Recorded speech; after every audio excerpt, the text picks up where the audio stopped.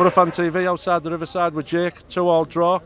Did we deserve a point out of that, Jake? No, I thought we should have lost, to be honest. I thought, performance-wise, Brentford, they came in with a plan. They stuck to their plan. You've got to give them credit for that. They didn't come like any other team this season. They actually came here to play football, and they deserve credit for that. They came here and they got two goals. You know, the first one came from a good set piece, and the second one came from our mistake. It came from our mistake again, which we're making far. We're doing so many mistakes in these last few games. You know, against Norwich, Fry. Today, I think it was Christie. Played that ball across, wasn't thinking about it. But they capitalised on that, and they stuck well. And they got the goal, and they got the second goal. And you know what? They could have had a couple more, because we were that poor at the back today. It's just frustrating to watch, because we're playing like 11 individuals instead of a team. And when players are going out and just trying to beat the man themselves and not looking up to pass to, it's just frustrating to watch, because people come here and they're paying 30 quid or whatever, and all they're getting is an absolute shocking performance. You know, it's just embarrassing. It's just embarrassing. Like on paper, it looks like a 4-goal thriller. Yeah. But like you say, we got two goals, which obviously I felt as papering over the cracks. Yeah, it was. And the goals we got as well, I'd say we're kind of lucky as well. You know, I think our first goal comes after a poor defensive header across. Braithwaite's there, luckily, to tap it in, and then second one comes after a good save from the keeper, and Fabio's there to tap it in. We didn't actually create anything today. You know, at the end of the game, I'll be interested to see what the stats are, but I think I can only actually remember us having 2 actual shots, and they were the goals. You know, we were just poor, we were just subdued. You know, it was just very, very poor. I believe a team, Brentford, 4th from the bottom, had 49% possession against Middlesbrough at home, and the majority of their possession was positive, and it hurt us. Yeah, and we shouldn't be letting teams do that here, though. Like I say, we've let them come here and they've played football.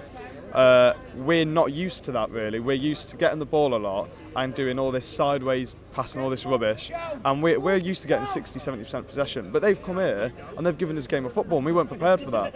And they have really made us look a poor team today. You wouldn't think they're the ones who are near the bottom of the relegation fight, and we're the ones who should be going for promotion. It was the complete opposite today. And yeah, fair play to Brentford, because they should be going here with 3 points. And if I was their manager, I'd be feeling robbed. I would. How did you feel? Did the changes make any difference today, bringing Braithwaite and Shotton in? Braithwaite did all right. I thought he played well. Shotton, he looked all right for that first 15 minutes. That's when we weren't getting tested. I can't for the life of me understand how Ayala is not in this team. You know, he's played 2 really good performances in the cup, and he's not even getting on the subs bench. You know, Shotton is a new signing. Give him a chance, but give him that chance in the cup. Ayala, we know, is reliable next to Gibson. Put him in. They've got that partnership. You don't need to, you know, restart a partnership with Gibson and Shotton. 2 players who never played together. It's going to be shaky at this level, and you need someone who knows how the other one's going to play. And Ayala and Gibson, they do strive off each other, because we know that from the season we got to Wembley and the season we got promoted, we conceded probably about 30 goals, I think it was, and it was with those 2 at the back. And I can't for the life of me understand how he's just not getting back. No, like that's Ben's 3rd partner this season up to now. Yeah, it is, and that's not going to do him any good. You know, when any team, you need a starting 11 which you know can just go out. And today he's made changes again. I don't really think. I'm not going to say he doesn't have a clue what he's doing, but when he's picking teams, it's almost like put them in a hat and then picks them out. You know. We say there is no plan B either in my eyes with Monk, because it's like he doesn't think about it. He just goes, oh well, I've got these strikers, just going to throw them on. There's no real formation and structure. I mean, we ended that game with Baker, Asombalonga, Fletcher and Bamford on the pitch, and I couldn't tell you anywhere where they were, because they were just all over the front 4, you know. Yeah, it just congests things in and around the box. And it makes things difficult when we're trying to play football. You know, and yeah, it's just very, very frustrating at the moment, because we want to be smashing the league, and I think that's now is it 12 points or something behind top? Yeah, we're not smashing the league really, are we? You know, if anything, we're just whimpering along.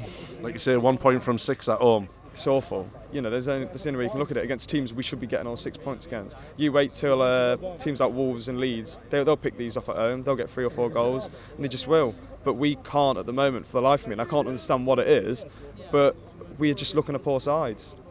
Yeah. Jake, hopefully it gets better after the international break, mate. Thanks for appearing on BoroFanTV.